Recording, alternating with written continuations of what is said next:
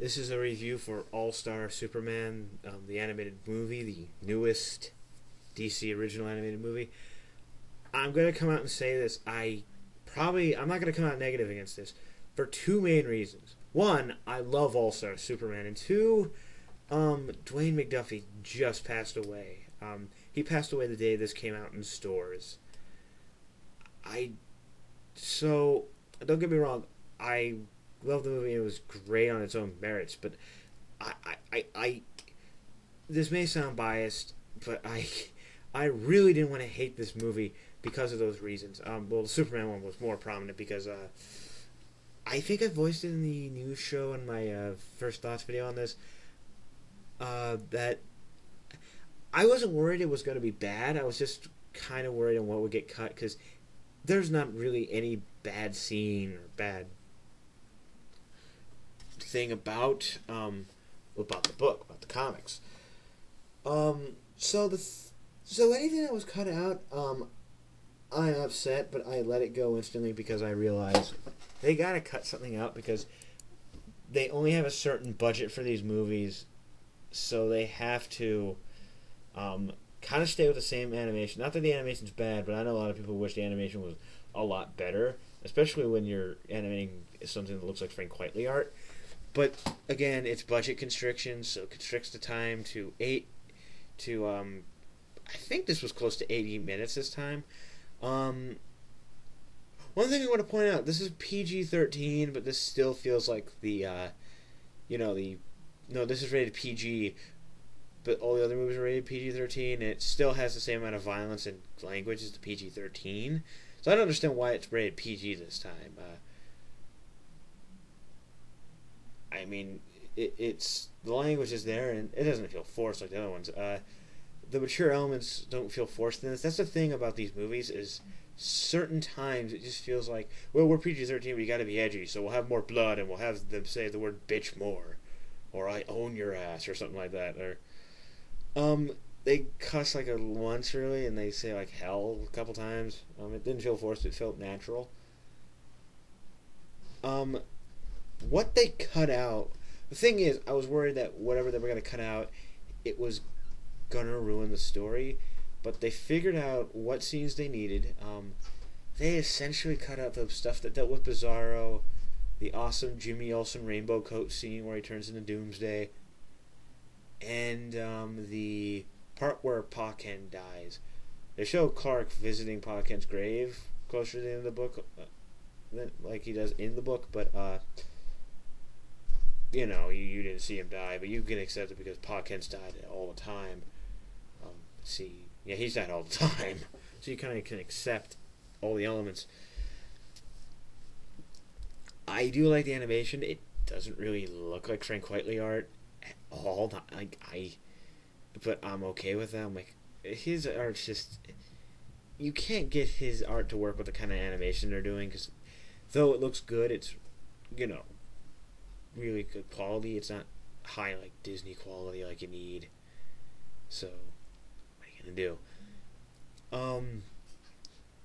I really do think you should check this movie out, though.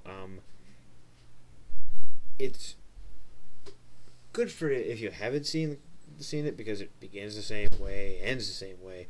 Okay, fine, it ends slightly different, but it still has the same thing. They don't change anything radically to fit the story. There's I really am convinced there's only two major changes that anyone will ever notice, so you're kept kind of okay on that.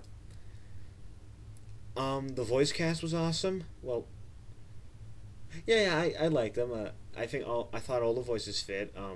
Superman's voice was fine. Luthor's was great. Perry's was great, played by Ed Asner. Yes, that's the only one I know by name. Jimmy, for the small amount of time, I was even amazed that a lot of supporting characters were here. Steve Lombard had some lines. Cat Grant had some lines.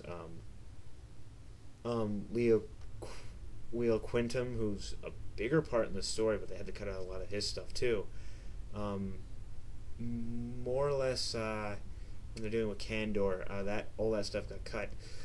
Again, they did a good job of adapting this to the screen. I thought I was really worried that, like, because I knew we weren't gonna get the whole story. If I do suggest go see the movie, I do suggest you read the comics. The comics are freaking amazing. This is really good, but it's because it's based off something amazing. They kind of, in the best way, downgraded it because they cut out a lot of cool stuff, a lot of the really cool stuff. Still, there are a lot of really cool stuff here. I mean, like the book, I love this the image of him and his army. Well, you people know there's spoilers here. They go to fight Solaris, which is a sentient sun robot thing. I can't really explain it without sounding completely silly. And Superman goes wearing like a cool suit to protect him from the red sunlight, and a giant army of Superman robots are helping him. That image, the robots get annihilated in about 5 seconds, but it's a glorious sight just seeing them fly towards the thing. I think I spoiled that for you, but trust me, when you see it, you'll understand how freaking awesome. And also, I was upset this didn't have a showcase short this time. I don't know if they're continuing that. They usually make a big deal, well, a semi-big deal about the short around the same time the movie's coming out. I'm really hoping they're not done. I love those shorts. I hope the showcase shorts keep going. I also wish that they put the goddamn commentary on the DVD. I know there's a commentary on the Blu-ray with Grant Morrison and Bruce. I hate you people who own Blu-ray. But I really suggest you. I actually suggest you get the 2-disc. Because the documentary on the second disc, well, you get 2 episodes, Superman Animated Series 2, but they always throw those in. But the documentary on here is really good. It tells you Grant Morrison's thought process on making the All-Star book, and it's awesome.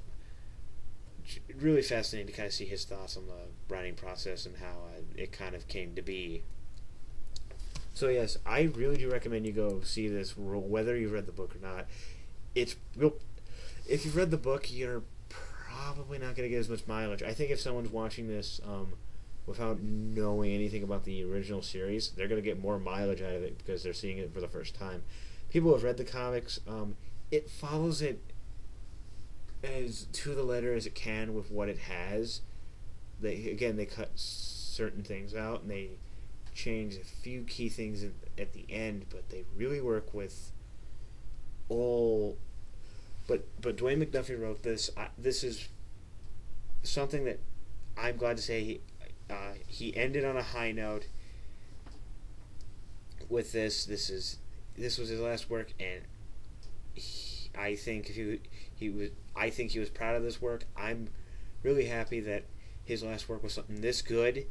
Go check it out.